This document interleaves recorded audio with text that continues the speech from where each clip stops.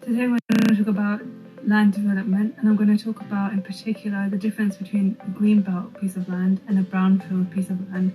I'm also going to take a look into what to look out for when you're trying to get your own piece of land for development. If you're new to my channel, please feel free to subscribe, hit the bell notifications below so you're kept up to date with everything. So greenbelt land is actually land that has been protected. It's kind of land that you buy. If you buy a greenbelt piece of land, then it's very hard to develop on it. It's because it's protected and it's there to keep a piece of greenery there. It's very hard, and only 27% of people actually get permission to build on a greenbelt piece of land, and that's probably in relation to look at the neighbouring properties and things like that as well. A brownfield land, on the other hand, brownfield land is kind of land that has been developed before, and it's basically okay to be redeveloped, but it depends what you want to develop it into.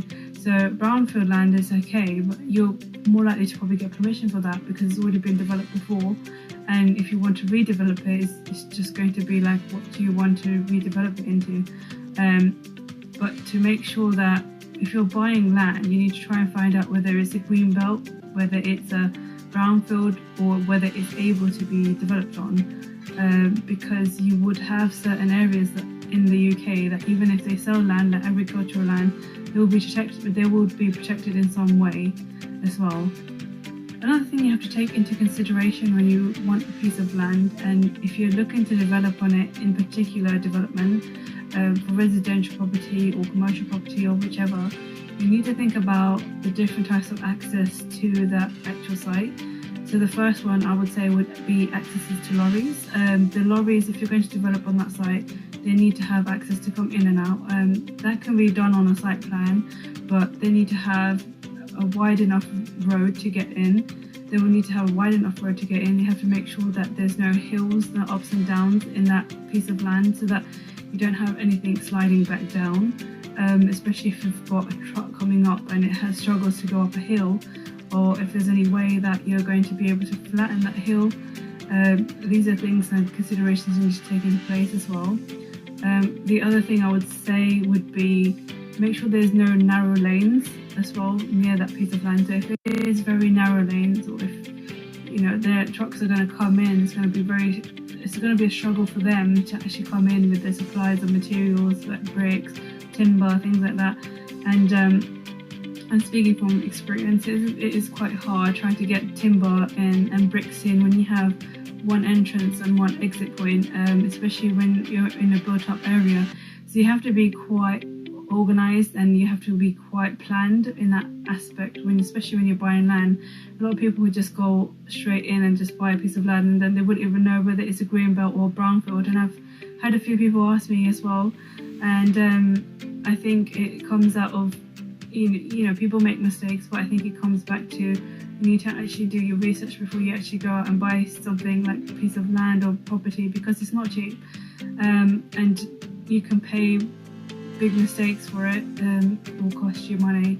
So I think that is another thing you need to look out for, especially when you look out for land. And you have to also look out for any overhead cables as well.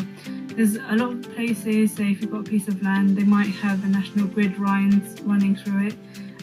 There's overhead cables like that. They're not going to be very safe, especially if you have to try and get a crane in to do development on a piece of land. That's another thing you need to look out for, overhead cables, especially things like that. And access restrictions. So if you have restricted access to certain places on your pieces of land, how are people going to get there? To and from, how are they going to deliver to the site? Things like that. Most of it is access, obviously restrictions, anything on the land itself you need to look out for. And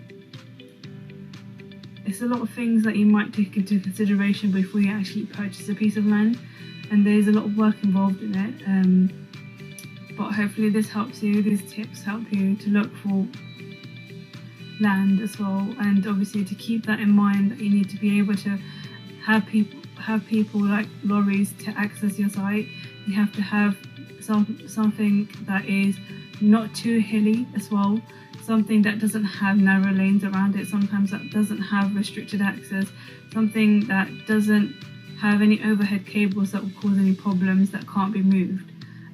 Those are the main points when you're looking for your piece of land, as well as the type of land that you're buying. So whether it's a brownfield and it can be redeveloped, or whether it's a greenbelt and it can't be redeveloped. And there are a few cases where they do give you permission on a greenbelt site, but you'll have to look into it. And so I'm sure there'll be special lawyers to look into those kind of things for you.